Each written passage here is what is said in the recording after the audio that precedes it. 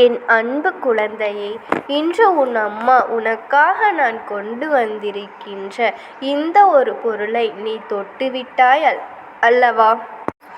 அம்மா நான் உனக்காக வைத்திருப்பது இந்த சூலாயுதம். என் தங்கமே, என்ன வைத்திருக்கின்றேன் என்று பார்த்த என் பிள்ளை, அதை தொட்ட பிறகு உன் வாழ்க்கையில் இன்று இரவுக்குள் ஒரு விஷயம் நடக்கும். அது உன் கைகளில் கிடைக்கும் நேரம் உன்னுடைய எதிர்காலத்திற்கான பிடிப்பு கிடைத்துவிடும். என் பிள்ளையே, வேண்டாம் என்று தள்ளிவிடு என்று அம்மா சொன்னவுடன் வருந்தாதே. நான் உனக்கு நல்ல விஷயத்தை சொல்ல வரும்போது அதை நீ தட்டிவிடு. அதன் பிறகு எனக்கு அது நடக்கவில்லையே, இது நடக்கவில்லையே என்று சொல்லி புலம்பக்கூடாது அல்லவா? அதனால்தான் உன் தாயே நான் இதனை கேட்கும்படி வற்புறுத்துகின்றேன். என் குழந்தையே, அம்மா கொண்டு வந்த இந்த சூலாயுதத்தை தொட்ட பின் என் பிள்ளைக்கு வாழ்க்கையில் நிச்சயமாக ஒன்று கிடைக்கும் என்கின்ற உறுதி வேண்டும். மனதிற்குள் நம்பிக்கை வேண்டும். இவை எல்லாவற்றையும் உன் மனதிற்குள் நிலைநிறுத்தி வைத்து கொண்டு அதன் பிறகு இந்த தாயானவள் என் வாக்கினை நீ கேட்க வேண்டும். என் பிள்ளையே, உன்னுடைய கைகளிலிருந்து எந்த ஒரு விஷயத்தை இந்த தாயானவள் நான் தெரிவிக்கின்றேனோ அது என்னாலும் என் மனதில் நீங்காத இடத்தை பிடித்திருக்கும். நீ எனக்கு வைக்கின்ற பிரசாதங்கள், என் மீது அன்பு கொண்டு எனக்கு ஏற்றுகின்ற தீபங்கள் என்று ஒவ்வொன்றையுமே இந்த அம்மா நான் நன்றாக கவனித்து வருகின்றேன் என்று எண்ணி நீ அதனை நான் ஏற்றுக்கொள்கின்றேன். என் தங்கமே, நான் அதனை ஏற்றுக்கொள்ளவில்லை என்று நினைத்து நீ மனம் வருந்தி விடாதே. நீ யாருக்கு பூஜைகளை செய்தாலும் என்னை மனதார நினைத்தாலே போதும். அந்த இடத்தில் நான் உனக்காக இருப்பேன் என்பதனை நீ மறக்கக்கூடாது. என் பிள்ளையே, ஏற்கனவே இந்த அம்மா உன்னிடத்தில் சொன்னது போலத்தான் அம்மா இருக்கின்ற இடம் உன்னுடைய மனது. அங்கே சிம்மாசனம் போட்டு நான் அமர்ந்திருக்கின்றேன். அப்படி இருக்கும் பொழுது உன் வாழ்க்கையில் எந்த ஒரு கெடுதலையும் நடத்த நான் விட்டுவிட மாட்டேன். என் மீது நம்பிக்கை கொண்ட உனக்கு நான் தரப்போகின்ற விஷயம் என்னவென்று தெரிந்தால் நிச்சயமாக நீ மனமகிழ்ச்சி அடைவாய். இங்கு எல்லோருமே ஏதாவது ஒரு விஷயத்தை தேடித்தான் ஓடிக்கொண்டே இருக்கின்றோம்.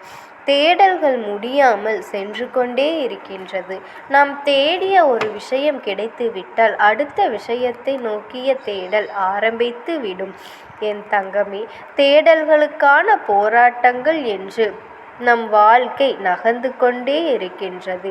என் பிள்ளையை, இந்த நேரத்தில் என் பிள்ளை முதலில் உன்னுடைய மனது எதை பற்றி நினைக்கின்றது என்கின்ற விளக்கம், எதை பற்றி சிந்திக்கின்றாயோ அதனை நீ யோசித்து இருக்க வேண்டும். என் தங்கமே, அதன் மீது கவனமாக இருக்க வேண்டும். ஒரு விஷயத்தை பற்றி சிந்திப்பது மறுபடி நாளை ஒரு விஷயத்தை பற்றி சிந்திப்பது அல்ல வாழ்க்கை. ஒரு விஷயம் வேண்டும் என்றால் அதன் மீது உன்னுடைய கவனமும் அதன் மீது உன்னுடைய முயற்சியும் இருக்க வேண்டும். உனக்கு நான் உதாரணத்திற்கு சொல்ல வேண்டும் என்றால், இப்பொழுது ஒருவரை நீ அடைய நினைக்கின்றாய். இவர்தான் அதனுடைய வாழ்க்கை. இவர் இல்லை என்றால் தனக்கு எதுவுமே இல்லை என்று எண்ணுகின்றாய். அப்படியானால் அந்த வாழ்க்கையை அடைவதில் உனக்கு கவனம் இருக்க வேண்டும். இதற்கிடையில் சண்டைகள், சச்சரவுகள் என்று ஒரு சிறிய சண்டை வந்துவிட்டால் சட்டென்று இது நமக்கு ஒத்து வராது, இது நம் வாழ்க்கைக்கு சரி வராது, நமக்கு வேண்டாம் என்கின்ற முடிவை எடுக்கின்றாய். 2 நாட்களில் அந்த பிரச்சனை சரியானவுடன் இதுதான் நம் உலகம், இதுதான் நம் வாழ்க்கை என்று சொல்கின்றாய். இப்படியெல்லாம் ஒரு பிரச்சனைகள் வந்தவுடன் மனதை மாற்றிக்கொள்வது என்பது மிகவும் தவறான ஒரு காரியம்.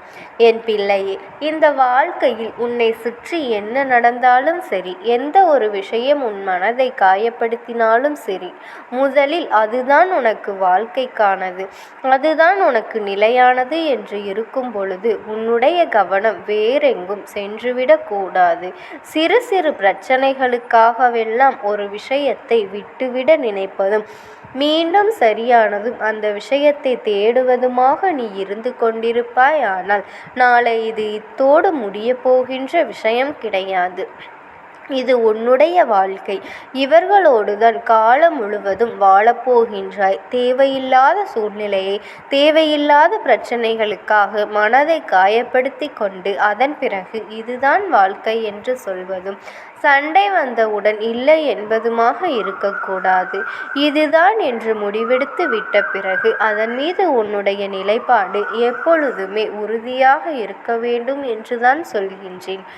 நீ எப்படி எந்த ஒரு விஷயத்தை என்னிடத்தில் ஆசைப்பட்டு கேட்டாயோ, இதுநாள் வரையிலும் மனதில் எந்த ஒரு தடுமாற்றமும் இல்லாமல் இதுதான் நம் வாழ்க்கைக்குரியது, இதுதான் நமக்கு தேவை என்று சொல்லி எந்த ஒரு விஷயத்தை நோக்கி உன்னுடைய பயணம் சிறப்பாக இருந்ததோ அந்த ஒரு விஷயத்தை இன்று உன் கைகளில் ஒப்படைக்க வேண்டும் என்று நான் முடிவெடுத்து விட்டேன். என்னுடைய முடிவில் எந்த மாற்றமும் இல்லை. உன்னுடைய முடிவு ஏதேனும் மாற்றம் இருந்தால் அதை இப்பொழுதே இந்த உறுதியான விஷயங்கள், உண்மையான விஷயங்கள் நிச்சயமாக ஒரு நாள் உன் கைகளில் கிடைத்தே தீரும். வாழ்க்கையில் நடக்கின்ற ஒவ்வொரு விஷயங்களும் எப்பொழுது உன்னை காயப்படுத்தி வேதனைப்படுத்தி விட்டது என்றால் அந்த நேரம் இந்த வாழ்க்கையின் மீது கொண்டிருக்கின்ற நம்பிக்கையை எப்பொழுதும் நீ இழந்துவிடக் கூடாது. இது இப்படித்தான் இருக்கும் என்று சிறு விஷயங்களை ஆரம்பித்து விட்ட பிறகு வேண்டாம் என்று நினைத்து உன்னை முடிவுக்கு அந்த விஷயம் தானாகவே கொண்டு சென்று விடும். உன் மனநிலையை அது மாற்றிவிடும் என்பதனை முதலில் நீ புரிந்து கொள்ள வேண்டும். என் பிள்ளைக்கு இத்தனை கால சூழ்நிலைகளும் இத்தனை கால சந்தர்ப்பங்களும் உனக்கு எத்தனையோ வாய்ப்புகளை கொடுத்திருக்கின்றது. எத்தனை சூழ்நிலைகளை உனக்கு சாதகமாக உருவாக்கி இருக்கின்றது. எல்லாவற்றிற்கும் மேலாக என் பிள்ளை, இந்த வாழ்க்கையின் மீது அத்தனை அன்பை நீ கொண்டுள்ளாய். ஒவ்வொரு நொடியையும் நீ உன் வாழ்க்கையில் ரசிக்க வேண்டும். என் அன்பு குழந்தையே, நான் உனக்காக வைத்திருக்கின்ற இந்த சூலாயுதத்தில் இருக்கின்ற பலம் வேறு எதற்குமே கிடையாது. அது உனக்கும் தெரியும் அல்லவா? என் அன்பு குழந்தையே, இதை நீ தொட்டுவிட்டு உன் கண்களால் நீ கண்டுவிட்டாயானால் உனக்கு கிடைக்கின்ற அத்தனை நல்ல விஷயங்களும் இந்த அம்மா நான் உனக்கு நிச்சயமாக நிறைவேற்றி தருவேன் என்பதில் எந்த ஒரு மாற்று கருத்தும் கிடையாது. என் அன்பு குழந்தையே, உனக்காக ஒவ்வொன்றையும் நான் பார்த்து செய்து கொண்டு இருக்கின்றேன்.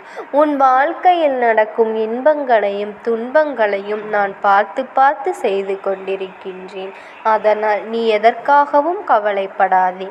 இந்த அம்மாவினுடைய அன்பும் ஆசீர்வாதங்களும் உனக்கு எப்பொழுதுமே முழுமையாக கிடைக்கும்.